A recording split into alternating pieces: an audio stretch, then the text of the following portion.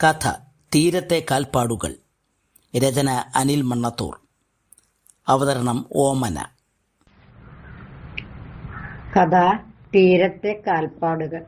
രചന ശ്രീ അനിൽകുമാർ. മാവിലശ്ശേരിയുടെ ഹൃദയഭാഗത്തുകൂടി ഒഴുകുന്ന ചെറുപുഴയുടെ തീരത്തെ ആ വലിയ മൈതാനത്ത് അപ്പോഴും വെയിൽ അവശേഷിച്ചിരുന്നു. കാറ്റ് വീശുമ്പോഴൊക്കെ ചെളിമണ്ണിന്റെയും ഉണങ്ങിയ പുല്ലിന്റെയും മണം വായുവിൽ പടർന്നു.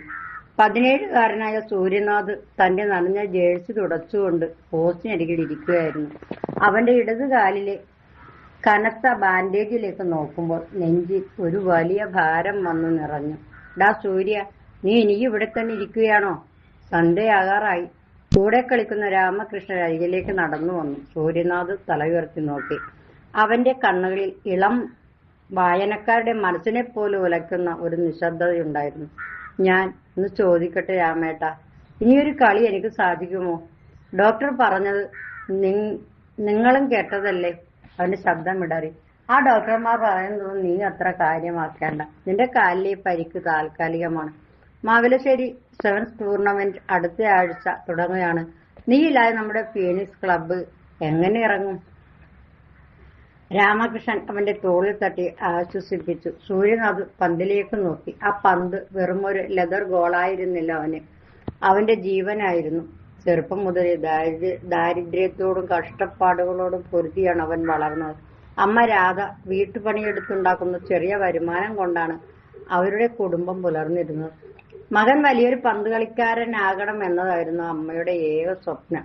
ഓരോ തവണ സൂര്യനാഥ് പുഴത്തീരത്തെ മൈതാനത്ത് പന്തുമായി കുതിക്കുമ്പോഴും ഗാലറിയിൽ ഇരുന്ന അമ്മ കൈയടിക്കാറുണ്ടായിരുന്നു.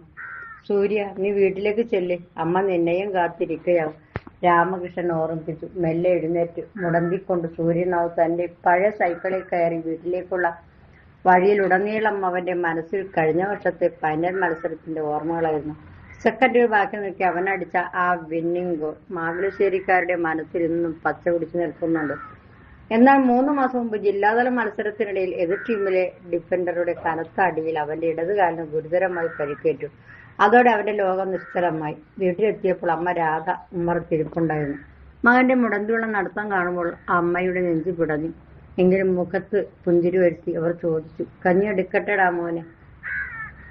വേണ്ടമ്മ, വിശപ്പില്ല. സൂര്യനാഥ് തന്റെ മുറിയിലേക്ക് നടന്നു. കട്ടിലിൽ കിടക്കുമ്പോൾ ജനലിലൂടെ കാണുന്ന ആകാശത്തേക്ക് അവൻ നോക്കി. ഗോൾ എന്നത് കളിക്കളത്തിലെ ഒരു ലക്ഷ്യം മാത്രമല്ല, തന്റെ ജീവിതത്തിന്റെ നിലനിൽപ്പാണെന്ന് അവൻ തിരിച്ചറിഞ്ഞു.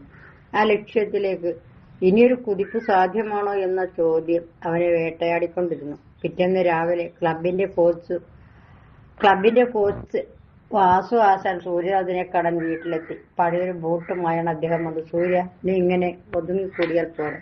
കളി എന്ത് കാലുകൊണ്ടല്ല, മനസ്സുകൊണ്ടാണ് കളിക്കേണ്ടത്. ഈ ബൂട്ട് കണ്ടോ? ഇതിന്റെ ചെറുപ്പകാലത്ത് ഞാൻ ഉപയോഗിച്ചതാണ്. നീ ഇതിട്ട് നോക്കൂ. ആശാൻ ബൂട്ട് അവന്റെ മുന്നിലേക്ക് വെച്ചു. പക്ഷെ ആശാൻ, എനിക്ക് ഓടാൻ പോലും പറ്റുന്നില്ല. പിന്നെങ്ങനെ? സൂര്യനാഥ് വിഷമത്തോടെ പറഞ്ഞു. ശ്രമം ഉപേക്ഷിക്കുന്നവനാണ് യഥാർത്ഥ തോൽവി അറിയുന്നത്. നീ നാളെ മുതൽ പുഴത്തീരത്തെ മൈതാനത്തേക്ക് വരണം, കളിക്കാനല്ല, നിന്റെ മനസ്സിന് കരുത്തു കൂട്ടാൻ. ആശാന്റെ വാക്കുകളിൽ ഒരു പിതൃതുല്യമായ ശാസനയുണ്ടായിരുന്നു. ആശാന്റെ വാക്കുകൾ സൂര്യനാഥിൽ പുതിയൊരു പ്രത്യാശ കറച്ചു. അടുത്ത ദിവസം മുതൽ അവൻ പുലർച്ചെ പുഴത്തീരത്തെത്തി തുടങ്ങി. ഓടാൻ കഴിഞ്ഞില്ലെങ്കിലും പന്ത് കാലിൽ വെച്ചുകൊണ്ടുള്ള ചെറിയ ചലനങ്ങൾ അവൻ പരിശീലിച്ചു. വേദന കടിച്ചമർത്തിക്കൊണ്ട് അവൻ ഓരോ ചുവടും മുന്നോട്ട് വെച്ചു. രാമകൃഷ്ണനും മറ്റു സുഹൃത്തുക്കളും അവന് പൂർണ്ണ പിന്തുണയുമായി കൂടെയിരുന്നു. ദിവസങ്ങൾ കടന്നുപോയി. മാവിലശ്ശേരി സെവൻസ് ടൂർണമെന്റിന്റെ ഫൈനൽ ദിവസം എത്തി. ഫീനിക്സ് ക്ലബ്ബ് ശക്തരായ ടൗൺ ടീമും തമ്മിലാണ് മത്സരം. സൂര്യനാഥ് ഒന്നും കളിക്കാരനായിട്ടല്ല, സബ്സ്റ്റിറ്റ്യൂട്ട് ബെഞ്ചിൽ ടീമിന്റെ ജേഴ്സി അണിഞ്ഞിരിക്കുകയായിരുന്നു. ഗാലറിയിൽ വലിയൊരു ജനക്കൂട്ടം തടിച്ചു കൂടിയിട്ടുണ്ട്. അതിനിടയിൽ ഒരിടത്ത് പ്രാർത്ഥനയോടെ ഇരിക്കുന്ന തന്റെ അമ്മയെ സൂര്യനാഥ് കണ്ടു. മത്സരം ആരംഭിച്ചു. ഇരു ടീമുകളും കട്ടയ്ക്ക് കട്ട പോരാട്ടമായിരുന്നു. ആദ്യ പകുതിയിൽ ടൗൺ ടീം ഒരു ഗോൾ നേടി മുന്നിലെത്തി. ഫീനിക്സ് ക്ലബിന്റെ കളിക്കാർ തളർന്നു തുടങ്ങിയായിരുന്നു.